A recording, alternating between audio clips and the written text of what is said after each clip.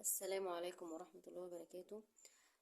إن شاء الله بإذن الله هنبدأ مع بعض في قناة الخوارزمي في شرح الرياضيات بعد غياب فترة طويلة. هنبدأ مع بعض كورس تأسيس لمادة الرياضيات من البداية خالص من الصفر. طيب يا مس، هو الحلقة بتاعت النهاردة أو سلسلة الحلقات اللي احنا هنعملها مع بعض خاصة بمين؟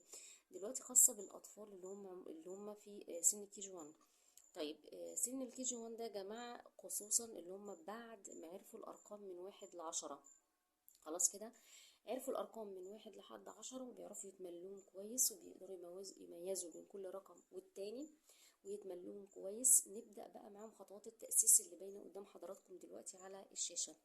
أول حاجة معانا بنرجع لهم الأرقام من 1 لحد 20. تاني خطوة معايا طبعا بنتعلم ازاي او نعلمهم العدد التالي وايجاد العدد السابق. تالت خطوة معايا بعلمهم المقارنة بين عددين. تالت او رابع حاجة بنعلمهم الترتيب التصاعدي والترتيب التنازلي. خامس خطوة معايا الجمع. سادس خطوة الطرح. طبعا كل خطوة من الخطوات اللي حضراتكم شايفينها دلوقتي بيتفرع منها أسئلة متنوعة هنشوفها ونتناولها مع بعض في الفيديوهات أو الحلقات القادمة اللي هنعملها مع بعض إن شاء الله. طبعا بطلب من حضراتكم لايك للقناة وتشارك وتفعل زر الجرس علشان يوصلك كل جديد بإذن الله وأكبر عدد من الناس تستفاد معانا إن شاء الله. ونراجع مع بعض وإن شاء الله مش هتحتاج لمدرس في الخارج ولا حاجة، فتابعوا معايا. اول حاجه طبعا براجع للولد اللي قدامي على الارقام من 1 لحد 10 زي ما حضراتكم هنا شايفين.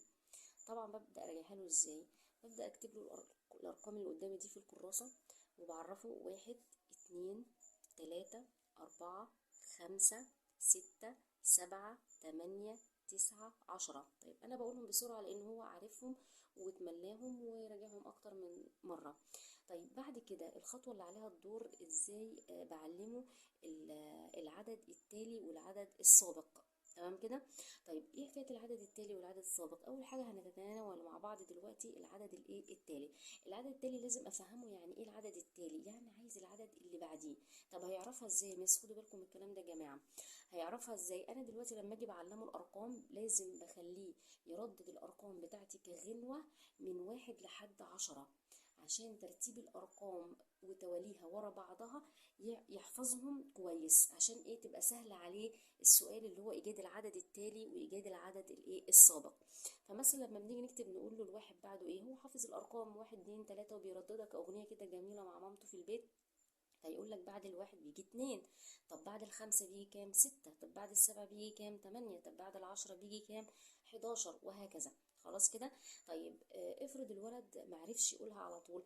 طيب بتكرار الأسئلة، أنا بكرر له الأسئلة مرة واتنين وتلاتة يا جماعة، وما بنقلش للمرحلة أو للخطوة اللي بعدها إلا لما أتأكد إن هو فهمها كويس وأتقنها وبدأ يحلها. خدت بالك معايا؟ طيب فتعالوا نشوف مع بعض أول خطوة معانا اللي هي ايجاد العدد التالي وايجاد العدد السابق. تمام. اول حاجه هبدا بالعدد التالي. تعالوا مع بعض نقلب الصفحه ونشوف هنحل ازاي. طبعا الفيديو بتاع النهارده هو هنشوف فيه بس اللي هو العدد التالي والعدد السابق. طيب هو الاسئله دي بس يا مس؟ لا، حضرتك في البيت ولية الامر هي بتاخد فكرة السؤال وفي كراسة كده على جنب وبتطبق للولد، بتديله بقى أسئلة كتير بقى يا جماعة. هي الرياضة معروفة اللي هو بكتر التمارين. تمام. هتديله أسئلة كتير هيتقن السؤال وتقدري بسهولة تتنقلي للخطوة اللي بعدها. فأنا عندي مثلا أهو بيقول لي أول حاجة اكتب العدد التالي. أول رقم الأربعة، فأسأله الأربعة بعديها إيه؟ طيب هيقولها في أطفال بتقولها على طول يا جماعة بسرعة. يقول لك الخمسة، ما يحفظ الأرقام بقى. في أطفال ما بتقولهاش على طول، بيفرق، في بتبقى فروق فردية بين الأطفال كده يا جماعة، أخد بالي منها. ما قالهاش على طول، ما سقش على الولد وكرهه في الرياضة وفي المادة وفي المدرس والكلام ده كله وعقده في المادة، لا خالص. أمال هعمل إيه يا مس؟ طيب في طريقة يا جماعة بعمل ايه؟ بخلي الولد يعد على ايده 4. تمام كده. 1 2 3 4. طيب بعد الأربعة أنا عايزة أجيب العدد التالي، يبقى هزود كمان واحد، أروح مطلعة واحد كمان وأخليه يعد 1 2 3 4 5. يبقى بعد الأربعة أكتب 5 زي ما احنا شايفين كده بكل سهولة. طيب السبعة بعديها بنفس الفكرة بالظبط. هعد، خليه يعد على ايده من 1 لحد 7 واروح قايله له طلع واحد زيادة، هتجيب العدد التالي. فهيقول لك 8. طيب بعد كده التسعة بعديها ايه؟ بنفس الطريقة هطلع هيخلي الولد يعد من 1 لحد 9 ويروح مزود كمان 1، يبقى ايه؟ هيعدهم هيلاقيهم كام؟ 10. طيب بعد ال6 7. طب بعد ال3 4. طب بعد ال1 2. برافو. طب الصفر بعده ايه؟ طيب الصفر احنا نعرفه ان الصفر بعده الواحد على طول، الصفر بيجي بعده الايه؟ الواحد. تمام. ال5 بعديها ايه؟ 6. ال8 بعديها ايه؟ 9.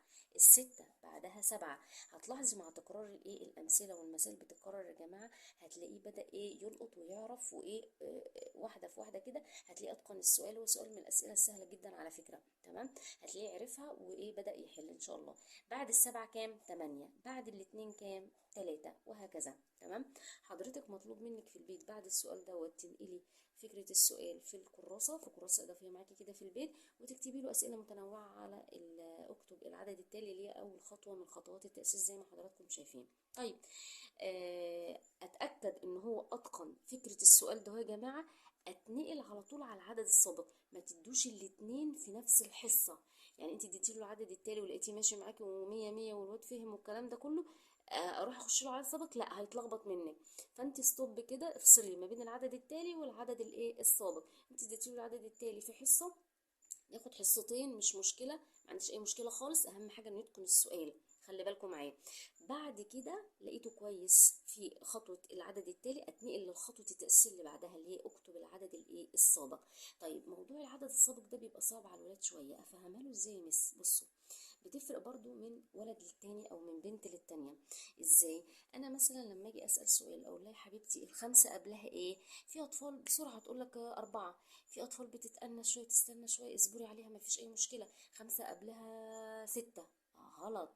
لا، انا عايزه اللي قبلها تفهميه. السابق يعني اللي قبله، السابق يعني اللي قبله، اللي بيجي قبله. خدت بالك معايا؟ فال5 قبلها ايه؟ هيبدأ يفهم بقى واحدة واحدة كده مع تعليماتك وملاحظاتك أثناء الشرح. هيبقى يقولك ايه؟ 4. طب افرض طفل ما نطقش خالص، أبقى أعمل فيه ايه دوت؟ على طول تروح مطلعة على ايده ال5 زي ما وريت حضراتكم كده في الأول. تمام كده. طيب السابق يا ولاد يعني أنا هنزل 1، أروح منزلة 1 كده، وأعد باقي الصوابع بتاعتي اللي مرفوعة. أعد كده: 1 2 3 4. يبقى ال5 قبلها ايه؟ 4. تمام كده. يبقى اكتب ايه؟ 4. تمام. بعد كده التلاتة قبلها ايه؟ التلاتة قبلها ايه يا باشمهندس؟ قول معايا. اول حاجة هروح رافعة التلاتة على ايدي، ونزل منها 1. ده السابق. السابق يعني بنزل 1. يتفضل معايا كام؟ يتفضل 2. عد: 1 2. تمام. الطريقة دي يا جماعة أنا مجرباها مع الأولاد معايا في الدرس، وطريقة بصراحة جميلة وبتنجز معايا، ومع تكرار الأسئلة مش هيحتاج إن هو يطلع إيده ولا يعد بعد كده. هتلاقي عرف واحدة واحدة وإيه، والأرقام خلاص لزقت في دماغه، وهتلاقيه يحل وهتلاقي الموضوع سهل جدا. طب ال7 قبلها إيه؟ قبلها 6. طب ال9 قبلها إيه؟ بنفس الطريقة برضو 8. طيب ال6 قبلها إيه؟ 5. تمام كده. طيب الواحد قبله ايه؟ ستوب هنا ويقف بنفس الطريقه بالظبط يا جماعه. يروح مطلع الواحد ومنزل. طب انت يا مس بتقولي بتنزلي 1؟ انزله عادي خالص بكل بساطه. الواحد نزل. هيتفضل معايا حاجه؟ لا، انا مش رافعه اي حاجه خالص، انا ايديا كلها مقفوله، صح؟ صوابعي كلها مقفوله. يبقى معنى ده معناه ايه يا جماعه؟ ده معناه صفر. اعرفه ده معناها ايه؟ صفر. يبقى اكتب الواحد قبله ايه؟ صفر. خلاص. طيب ال10 قبلها 9. طيب ال4 بنفس الطريقة قبلها 3. طيب الواحد اتعاد تاني اهو، هيعرفها بقى: صفر. ال8 قبلها ايه؟ 7. 3 قبلها ايه؟ 2. ال9 قبلها ايه؟ 8. ال5 قبلها ايه؟ 4. ال4 قبلها ايه؟ 3.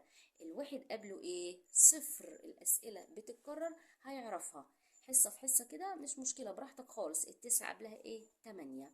تمام كده. تمام.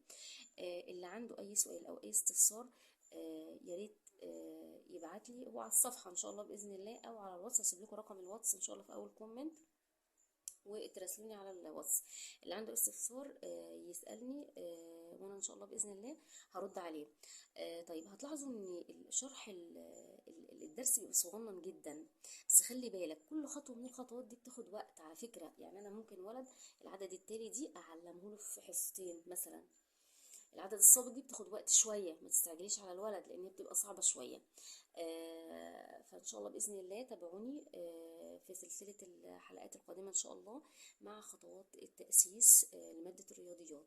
والسلام عليكم ورحمة الله وبركاته.